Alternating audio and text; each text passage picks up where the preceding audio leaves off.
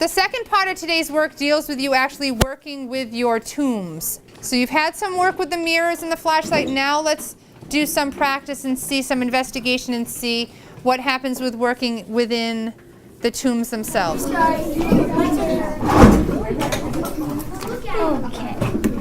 So that one. I can see them. Like, you can see all of them. You can get them like right. Since we've talked about intensity of light, the brighter the light is shining on the hieroglyphs, the more detail you'll be able to see. I wanted to take a second and just point out to you that while it's great that you can make an outline of the vulture, it's also more important that you're able to tell the details, because remember, what was the reason why they wanted to be able to provide light in the tombs?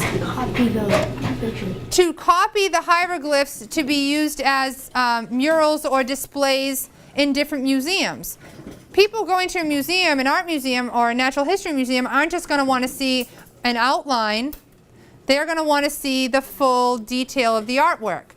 Looking inside your tomb, so if you take the cover off, you will notice that your vulture hieroglyphs are lettered. Are they always at the top of the wall? No, they're in different layers, different levels. But you'll also notice the grid at the bottom of your floor, of the tomb floor.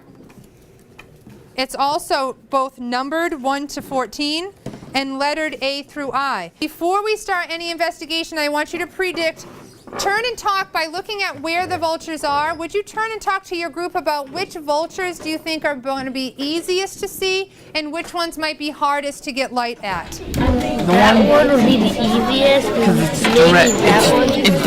It's direct from the holes that we put the flashlight in. This one's going to be hard because where we put the flashlight in, we would have to have a mirror like right here, maybe, so it can hit this. And that one's hard too because it's high and it's way inside. So you'd have to put a mirror probably right here. And it has to be like diagonal.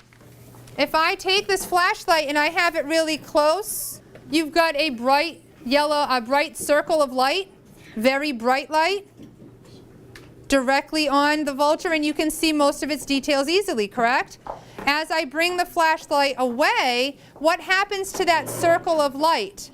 It gets bigger, so you can see more of the vulture, but are you seeing it as brightly? No, so you lose brightness when it's further away, but you gain the amount of space the amount of the vulture that's lit up. I'm going to also give you what's called a light intensity meter. It's a strip that goes from being clear to black. What you are doing right now, what you're investigating is which hieroglyphs, A through F, have which intensity of light on them with no mirrors added. This is going to be data that we're going to use tomorrow. Take your meter strip and put it over the window and look through it. You're looking to see, can I see the vulture and the details of that vulture? You should always see it at 0. But then the difference between 0 and 1, it's a little more shaded in. Can you still see details? Is there enough light to let you see the details? See it?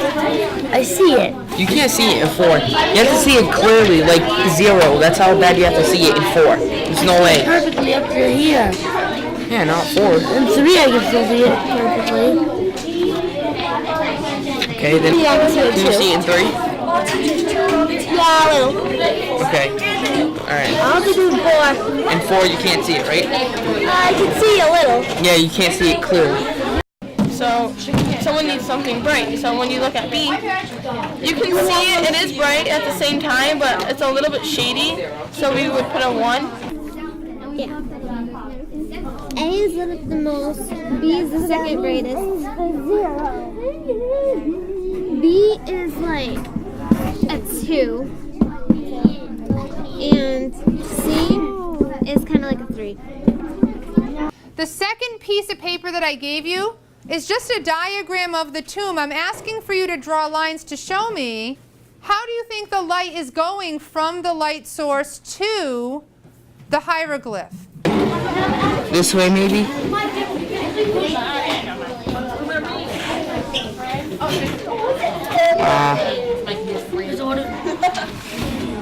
Okay. And then from, I'm trying to figure out how to like get from B and C, but these are easy. And then from this one, it goes from here. See here? Maybe? So we know that the light is starting here. So it's always going to go in this way. How is it getting from here to that hieroglyph? How is it getting from here to this hieroglyph? We know it's not going to go a curved line. It's because the flashlight is straight and it will, I know that the flashlight can make it bright. So for this one, you would probably just draw a line that went directly to it, right? But for this one, how is the light getting to it? Because we know it's not going to curve around. So you're going to show me, where is it bouncing off, where is it reflecting? Oh, going here to here. Then that's what I want you to draw. So I just want to collect some data from you. If you have the paper in front of you, just raise your hand, make a fist for 0. If your score is 1, give me 1 finger, 2 for 2 fingers, 3 for 3 fingers, 4 for 4. All right. Sarah's a 0. Deanna's a 0. I already got you. Olivia's a 0. Michael's a 3. And Ayana's a 1. Okay? 1, 2, 3, 4, 5, 6. Hieroglyph B. Brian's 2, Ayana's 3, Olivia's 1, Deanna 1, Badiana 3, Ayana 2. All right, so we can tell that we've got some varying results here. But before we start lesson 4, we'll go back over this and see how it shows which hieroglyphs need the most reflected light to be able to see them, and which hieroglyphs might not need any reflected light.